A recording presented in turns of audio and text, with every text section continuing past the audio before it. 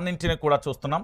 అయితే దాంతో పాటు ఒక ప్రధానమైన అంశాన్ని కూడా చూడొచ్చు. ఇక్కడ కనబడుతున్నది కదా, ఇది నిన్న మెదక్లో కామారెడ్డిలో జరిగిన రోడ్ షో. ఒక్కసారి మీరు చూడొచ్చు.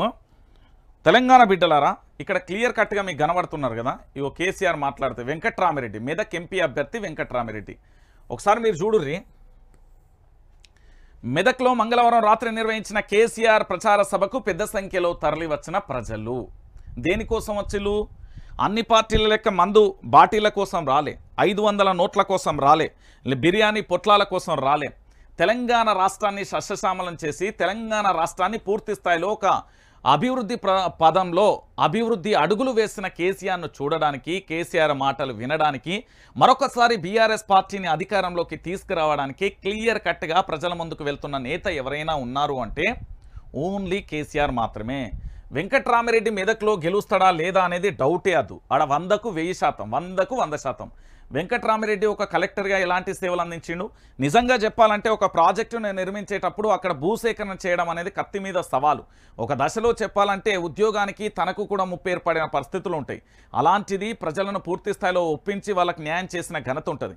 ఇంకొకటి ఏంటంటే బీఆర్ఎస్ పార్టీకి సంబంధించి మరొకసారి రావాలంటూ కూడా నిన్న మొత్తం ప్రజలందరూ ఇగో జై కొడుతున్న పరిస్థితి కనబడుతుంది. మీరు చాలా క్లారిటీగా చూడొచ్చు వాళ్ళ చేయిలందరూ. ఇక చూడుర్రి, కామారెడ్డిలో నిర్వహించిన రోడ్ షోలో బీఆర్ఎస్ అధినేత ఇగో చూడుర్రి కేసీఆర్కు జై కొడుతున్న ప్రజలు. కేసీఆర్ మళ్ళీ రావాలంటూ తెలంగాణ రాష్ట్ర వ్యాప్తంగా కూడా ప్రజలందరూ జై అంటూ ఏ విధంగా వాళ్ళు పూర్తి స్థాయిలో నినాదాలు చేస్తున్నారో కూడా మీరు చూడొచ్చు పూర్తిగా కూడా. ఇక నిన్న కేసీఆర్ ఏం మాట్లాడిండు అనేది ఒకసారి చూద్దాం.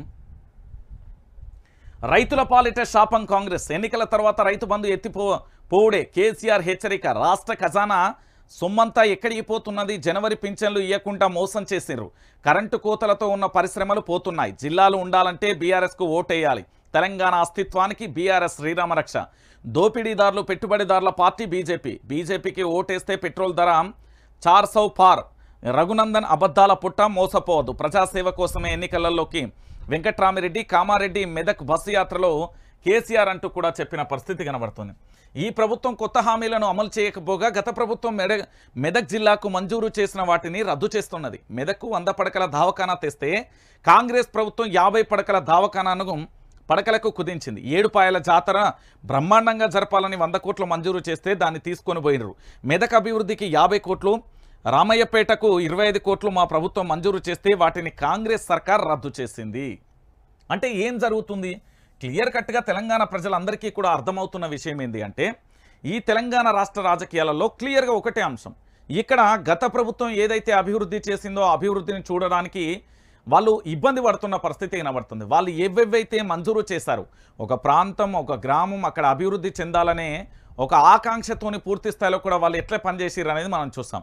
సో మరి ఇలాంటి పరిస్థితులలో ఎందుకు కాంగ్రెస్ ప్రభుత్వం రద్దు చేస్తూ వెళ్తున్నది అనేది కూడా ప్రజలలో కూడా ఒక రకంగా చెప్పాలంటే నిరసన వ్యక్తం చేస్తున్నారు. గత ప్రభుత్వం ఇచ్చిన హామీలను అమలు చేయడానికి వీళ్ళకేమైంది అంటే, వాళ్ళు ఏవైతే మంజూరు చేసిర్రో ఆ మంజూరు చేసిన వాటిని పూర్తి స్థాయిలో వాళ్ళకు ఆర్థికంగా ఇచ్చి వాటిని ముందుకు నడిపించాల్సింది పోయి రద్దు చేస్తున్న పరిస్థితి కనబడుతుంది అని ఒకంత ప్రజలు కూడా ఆందోళన వ్యక్తం చేస్తున్నారు.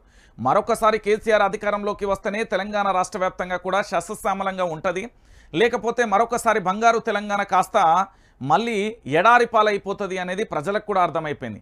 మీరు ఎక్కడైనా చూడండి, కేసీఆర్ ఏ జిల్లాకైతే వరాలు కురిపించిండో వాటికి జీవో ఇచ్చి డబ్బులు పంపించిండో వాటన్నింటినీ కూడా వాపస్ తీసుకోవడం, రద్దు చేస్తున్న పరిస్థితులు కనబడుతున్నాయి.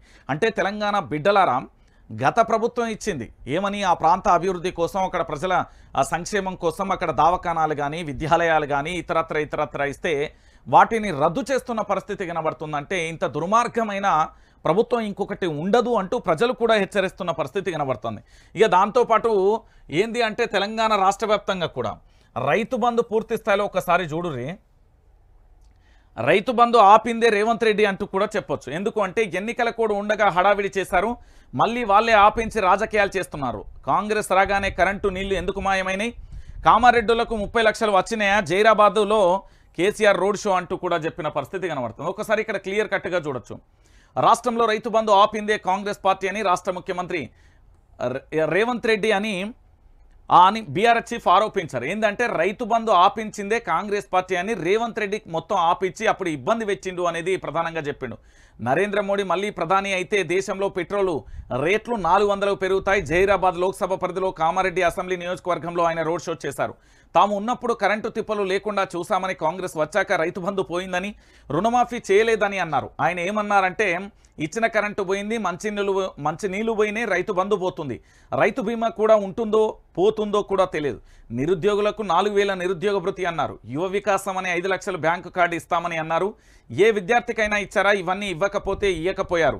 మన గవర్నమెంట్ ఉన్నప్పుడు ఇచ్చిన ఫీజు రియంబర్స్మెంట్ ఇవ్వట్లేదు. సోషల్ వెల్ఫేర్ హాస్టళ్లలో 1100 పెట్టినాం, వాటిని జూనియర్ కాలేజీలకు చేసినాం, అక్కడ పిల్లలకు అన్నం కూడా సరిగ్గా పెడతలేరు. 125 స్కూళ్లలో కలుషిత ఆహారం తిని విద్యార్థులు ఆసుపత్రి పాలవుతున్నారంటూ కూడా కేసీఆర్ నిన్న చెప్పిండు. అసలు రాష్ట్రంలో ఎందుకు జరుగుతున్నది? రాష్ట్రం 5 నెలలలో ఎందుకు ఆగమ అవుతున్నది? కేసీఆర్ కటికేస్తే పూర్తి స్థాయిలో ఇవాళ బంద్ చేసిన పరిస్థితి కనబడుతుంది. అంటే తెలంగాణ బిడ్డలందరూ కూడా ఆలోచించాలి. నేనేమంటున్నానంటే, కల్వకుంట్ల చంద్రశేఖరరావు అంటే బీఆర్ఎస్ ప్రభుత్వం ఉన్నప్పుడు ఎట్లుండే, బీఆర్ఎస్ పార్టీకి సంబంధించి ఎంత గణనీయమైన అభివృద్ధి చేసింది, నిరంతరాయంగా 24 గంటల కరెంటు, దానితో పాటు పంటకు సాగుకు కావాల్సిన నీరు అందించడం, ఆ పంటకు పెట్టుబడి అందించడం, పండిన పంటను కొనుగోలు కేంద్రాలలో కొనుగోలు చేయడం, రైతులకు ఎంతో సంతోషకరమైన పరిస్థితి అప్పటి వాతావరణం ఉండే. ఇప్పుడు అది రివర్స్ అయిపోయిన పరిస్థితి కనబడింది. మళ్ళొక్కసారి రైతులు ఇదే విధంగా ఉంటారా, ఇట్లనే కన్నీళ్లతోనే ఉంటారా అంటే ఇక అది వాళ్ళ విజ్ఞతకే. మార్పు అయితే వచ్చింది ప్రజలలో. ఇక కేసీఆర్ మళ్ళీ రావాలి, బీఆర్ఎస్ పార్టీని అధికారంలో తీసుకురావాలి, 17 స్థానాలకు 17 స్థానాలను గెలిపించుకోవాలి. లేకపోతే మన తెలంగాణ మళ్ళీ మరో పోరాటం చేయాల్సి వస్తుంది, మన తెలంగాణ ఆగమైపోతుంది అనేది ప్రజలు కూడా పూర్తి స్థాయిలో అందరికీ అర్థమైపోయింది. ఈరోజు ఒక్క రైతులే కాదు, విద్యార్థులు, నిరుద్యోగులు, రైతులు, కార్మికులు, కర్షకులు, అందరూ సబ్బండ వర్గాలు కూడా మరొకసారి కేసీఆర్ నినాదాన్ని, కేసీఆర్ పేరును జపం చేస్తున్నాయి.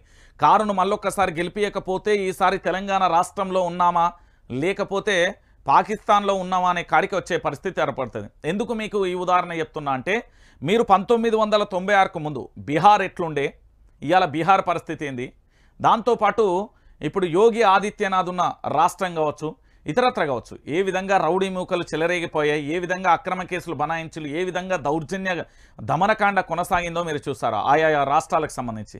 మరొకసారి అది పునరావృతం అవుతుంది అంటూ కూడా చెప్పడంలో ఆశ్చర్యం లేదు. ఎందుకంటే నిన్న ముఖ్యమంత్రి గారు ప్రముఖ శాటిలైట్ ఛానల్లో మాట్లాడుతూ, మేము మాట్లాడే బూతు పదాలను మిమ్మల్ని ఎవరు టెలికాస్ట్ చేయమని చెప్పిర్రు అంటున్నాడు. మరి అదే ముఖ్యమంత్రి మాట్లాడిన మాటలను ఆ కాంగ్రెస్ పార్టీకి సంబంధించిన ఫేస్బుక్, ట్విట్టర్, ఇన్స్టాగ్రామ్, రకరకాల సోషల్ మాధ్యమాలలో ఎందుకు పోస్ట్ చేస్తున్నారు? ఒకరిద్దరు జర్నలిస్టులను లోపటేస్తే అంత సెట్ అవుతుంది అంటున్నాడు. అంటే జర్నలిస్టులను బహిరంగంగానే రేవంత్ రెడ్డి బెదిరిస్తూ ఉంటే కూడా వీళ్ళు ఆడంగి విధల లెక్క, గాజులు పెట్టుకున్న లెక్క, బొట్టు పుల్లలు పెట్టిన మూలకు మొగబాడకవులు అందరూ ఆడంగి విధ వల్ల కూడా ఏ ఒక్కరు కూడా మాట్లాడతలేరు ఇవాళ. మరి జర్నలిస్టులకు ఏమైపోయిందో నాకు అర్థమైతలేదు. కానీ ఆయన ఏమన్నాడు చాలా క్లియర్గా చెప్పిండు, ఒకరిద్దరు జర్నలిస్టులను లోపలేస్తే అంతా సెట్ అవుతుంది, మేము బూతు పాదాలు మాట్లాడితే మీరు ఎందుకు టెలికాస్ట్ చేస్తున్నారు అని ఆ అహంకారం, ఆ బల్పు మాటలు ఏ తారాస్థాయికి చేరినాయో కూడా మీరు చూస్తున్నారు. నేను మళ్ళీ చెప్తున్నా, రేవంత్ రెడ్డి అహంకార పూరితమైన ధోరణిలో వెళ్ళిపోతున్నాడు.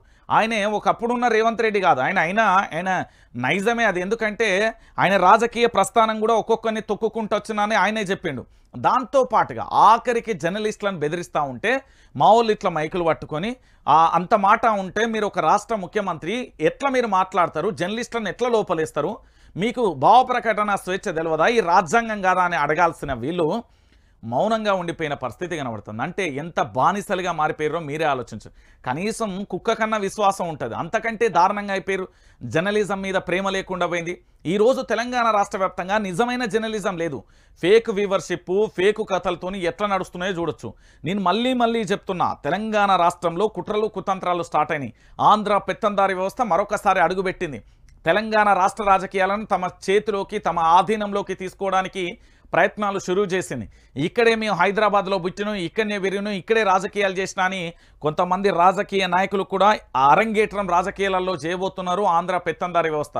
నేను మళ్ళీ చెప్తున్నా, ఒక రాష్ట్ర ముఖ్యమంత్రి బెదిరిస్తూ ఉంటే కనీసం దానికి ఆపే పరిస్థితి కూడా లేదు, అడ్డు అదుపు కూడా చెప్పలేదు. ఇక ఇంతకంటే నీచమైన దారుణమైన పరిస్థితి ఇంకెక్కడైనా ఉంటుందా తెలంగాణ బిడ్డలారా? మీరే ఆలోచించండి. ఒక రాష్ట్ర ముఖ్యమంత్రి ఒకరిద్దరు జర్నలిస్టులను లోపటేస్తే, లోపలకు తొక్కితే అంత సెట్ అయిపోతుంది అంటాడు. మరి ఆయన ఏం భాష మాట్లాడుతుండు, ఆయన మాట్లాడే పదాలేంటి, అసలు ఈ తెలంగాణలో ఏం జరుగుతున్నది ఒక్కసారి మీరే ఆలోచించరు. మీకు ఇంకా ప్రధానంగా కూడా చెప్పాలంటే రేపు భవిష్యత్తులో తెలంగాణ తల్లి విగ్రహాన్ని కూడా రూపురేఖలు మార్చి తెలంగాణ రాష్ట్ర వ్యాప్తంగా వాళ్ళు చేస్తారు. మీరు చూడుర్రి, నేను చెప్తున్నా కదా, ఇదే